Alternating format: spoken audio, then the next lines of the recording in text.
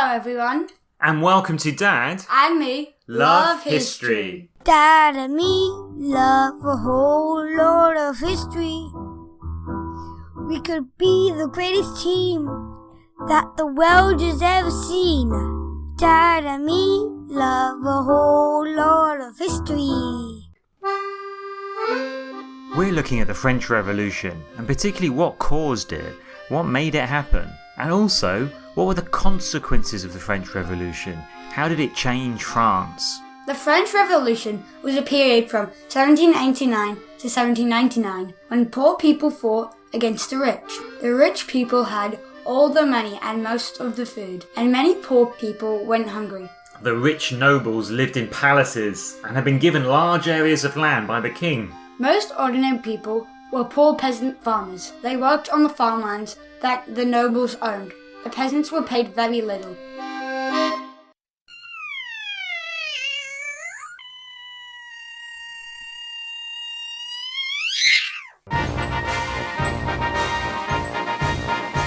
What is the most biggest rope? I don't know, what is the biggest rope? Europe. No, Europe. It's funnier that way. Europe.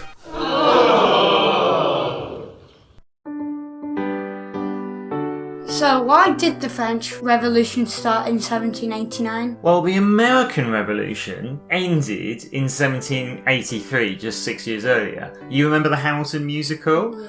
So France helped the American revolutionaries with money and guns and sailors and soldiers, and some French revolutionaries, led by a man called Lafayette, do you remember him from Hamilton? Yeah. Also offered America ideas of how to create a fairer new country. Ideas they would use in America and later in France. And getting involved in the American War of Independence, or the American Revolution, had cost France a lot of money. The French government went bankrupt. It run out of money. The King and Queen, Louis and his wife Marie Antoinette, they took more and more money from ordinary people, poor people, through taxes. People starved. Marie Antoinette was the youngest daughter of the Emperor and Empress of Austria.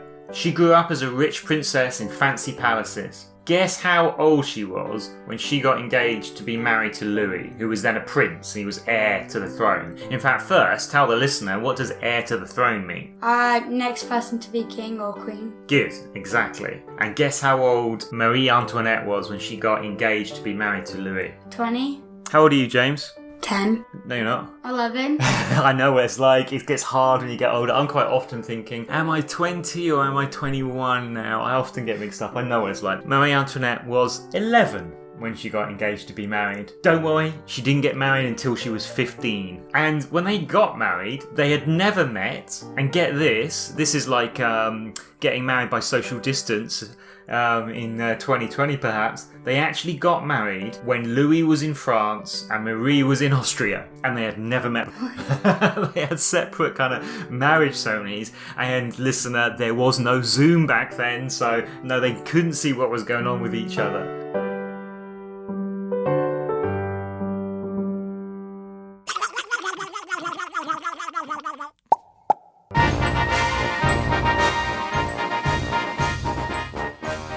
Where do fruits go on vacation?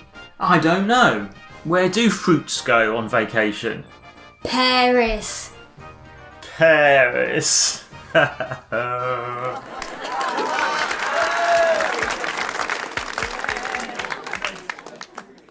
We love history. We love history, baby. We love history. Mary liked to spend money on fancy dresses and jewels, even when ordinary families had no money to buy bread. She was also seen as supporting Austria whenever they were having an argument with France. French people began to hate her. When Marie Antoinette was told that people did not have basic bread to eat, she apparently said, "Well, let them eat cake." It may well be that she didn't really say that, but the rumour spread that she had said it, and that was enough to make people hate her more. You know, cake was a lot more expensive than bread. It's like a luxury. Did you know Marie liked to wear her hair stretched up 120 centimeters above her head? She even had a model of a French warship placed inside of her hair. Anyway, eventually Marie Antoinette began to realise she should have a less fancy lifestyle. And so she began to spend less. But people didn't notice that. They just remembered that she had said, or at least they'd heard she'd said, "Let them eat cake." What do you think was Marie Antoinette's favourite thing to eat? Ice cream? Ooh, very close. Chocolate. She employed her own full-time chocolate maker. She started each day with a cup of hot chocolate and kept going on the chocolate from there. Louis was different. Marie liked wild parties, but he liked to read and to make furniture. He would just knock up a table or a chair for fun.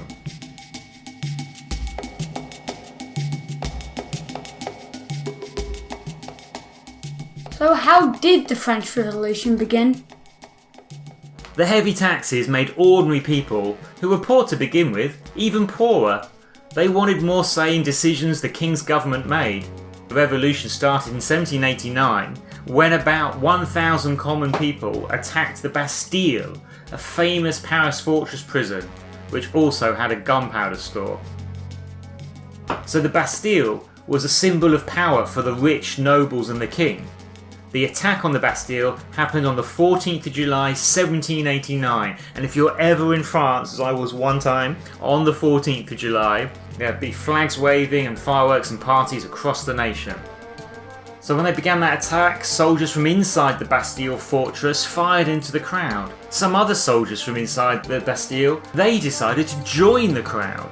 More and more did that, so the crowd was soon strong enough to actually take over the Bastille.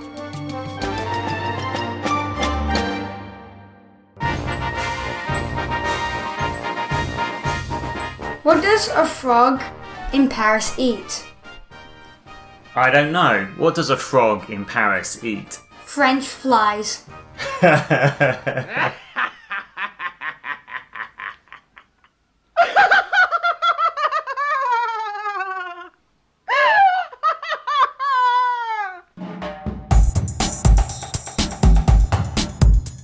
When news of this attack on the Bastille and taking it over spread, it gave confidence to common people, ordinary people across France, to rise up against the rich nobles in their area. In October of 1789, a crowd of men and women marched from Paris to outside the city where the king and queen were living, the Palace of Versailles. Eventually, some of the protesters there got into the building. They found the king and Marie Antoinette, and it was her they were most interested in. They forced her to stand on the balcony in front of the huge crowd outside. People shouted at her and pointed guns at her. The crowd seemed impressed by her courage, so they didn't kill her, at least not on that day. Peasants burned down the castles of nobles across France when they heard about how successful the revolution was being in Paris and then Versailles. Did you know people who support the revolution would wear red, white and blue circles printed on their hat? The first colours, red and blue, were the colours of Paris. Later, one of the leaders, Lafayette, added white to represent the whole of France, and people who didn't wear those three colours were often suspected of being enemies of the revolution. Yeah, and that's still France's flag today.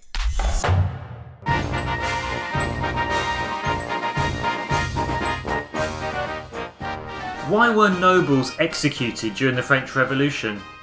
Don't know. The peasants thought they were getting just too far ahead. Tumbleweed.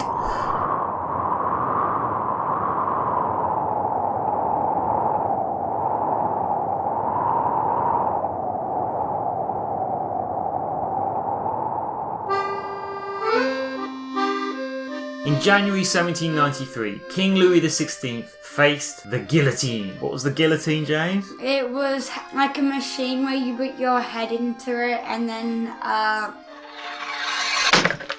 a big piece of metal that is sharp just comes down and chops your head off. Watching people get guillotined was a popular type of entertainment. People would bring their children and get there early to get a good view. They might even buy a programme which listed all of those who were going to be executed that day. Did you know France was still using the guillotine to execute people up until 1977?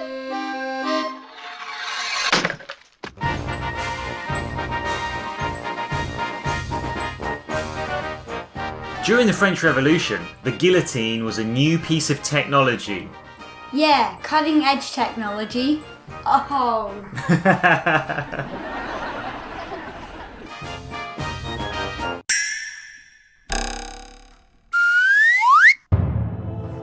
Back during the Revolution, the new French government announced a time of terror. Anyone who was believed to be against the revolution would be executed. 17,000 people were guillotined, including Marie Antoinette. Eventually, in 1795, a less crazy government took over, and any males who paid taxes, so any males who earned money, got the right to vote. And of course, it was completely sexist, as just about everywhere was, and women couldn't vote at all.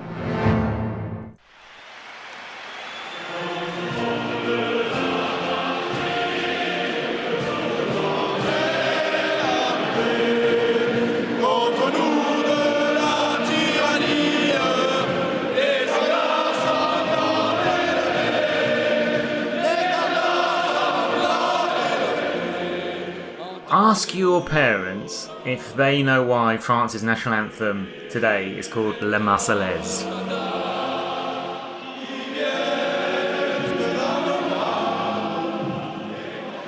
Did you know the song that is France's national anthem today became the national anthem during the French Revolution? The song was written to celebrate war against Austria, and it was originally called War Song, but the song was often sung by troops from the city of Marseille, so it became known as Les Marseillaise.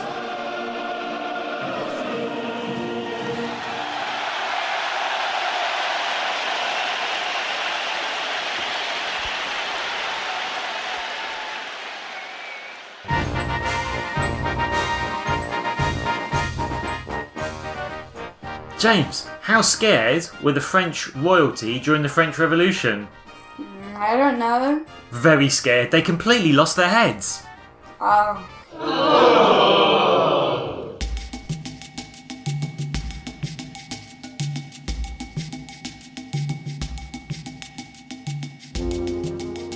James, was Napoleon Bonaparte involved in the French Revolution? During the Revolution, Napoleon became famous as a successful army general. He helped increase the size of France's empire, including leading a big victory over Austria. In 1799, Napoleon took over as leader of France and ended the revolution that had begun 10 years earlier. He made himself France's emperor in 1804 and then went on to conquer most of Europe. So earlier we talked about the causes of the French Revolution, that ordinary people were unhappy because, well, they were starving, they didn't have enough food to eat, whereas the rich people had nice palaces and all the food they wanted.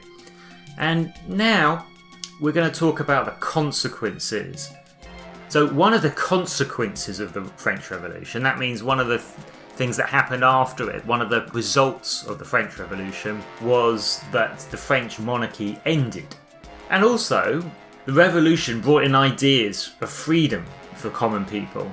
Although Napoleon took over as emperor for a few years, those ideas of making things fairer for ordinary people would grow and grow and grow even after Napoleon was gone.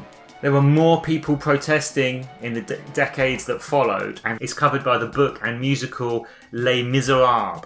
And France eventually became fairer and freer.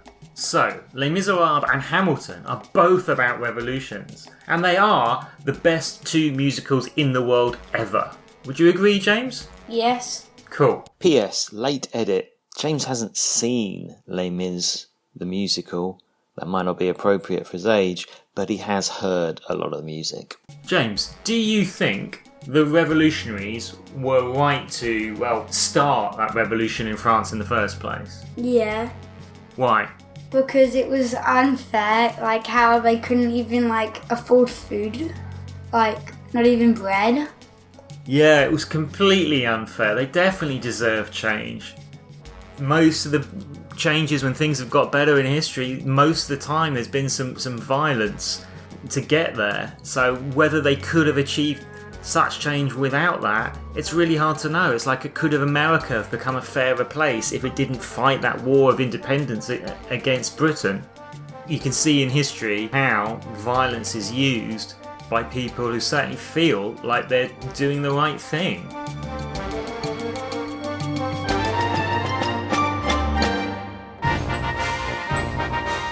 Anyway, guys, I'm not sure if the French Revolution was a good idea or not, but the execution was flawless.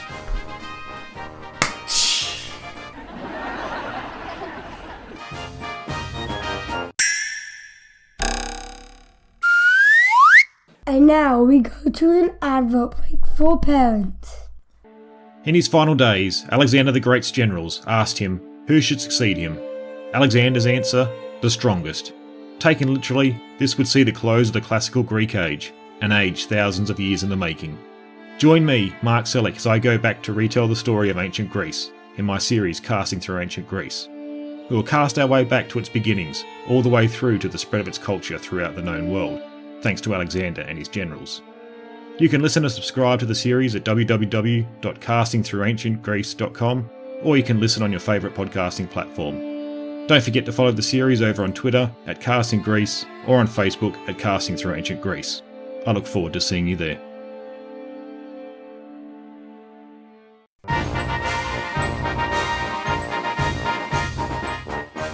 My last one. Why is the French Prime Minister never seen in the morning? I don't know. Why is the French Prime Minister never seen in the morning? Because he's the PM, not the AM.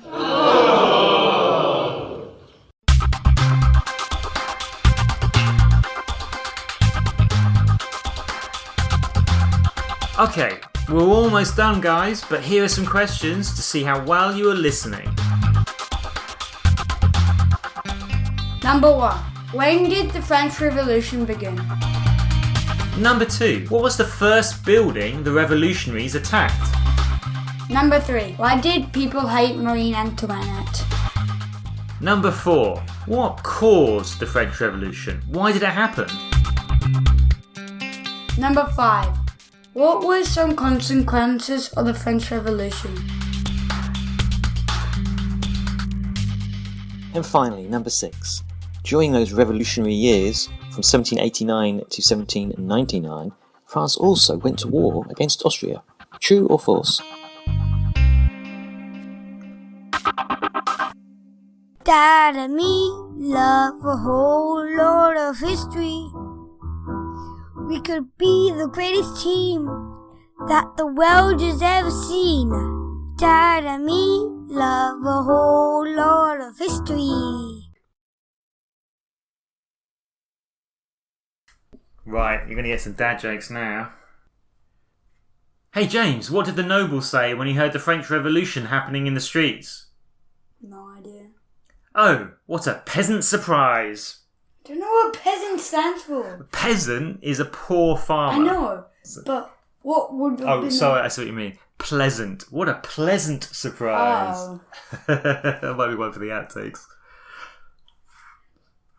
During the French Revolution, the guillotine was a new piece of technology. Yeah, cutting edge technology. Oh. It's another thing that slices heads. Exactly.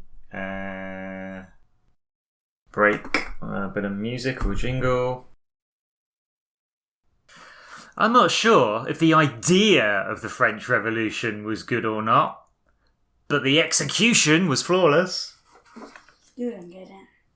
So, like in MasterChef, or Junior MasterChef, the judges ask the contestants when they're cooking in the early stages, like, what are you making? And the kids will come up with something really impressive, and then the judges will sort of say to each other, oh, that sounds brilliant. What it's going to come down to is the execution. Execution is how you do something. Okay. No, I knew what it meant, but It's not funny. They're dad jokes. Right. You put that fan on, please. Yep. Are we gonna get aircon in the roof? In the roof? Le Marseille. Les Marseillaise. Les Marseillaise. Or should I do that with French accent? Hi, hi, hi, ha. Well, let them eat some cake. James is not at all embarrassed by my French accent. I don't know if he'll even let that go in the outtakes.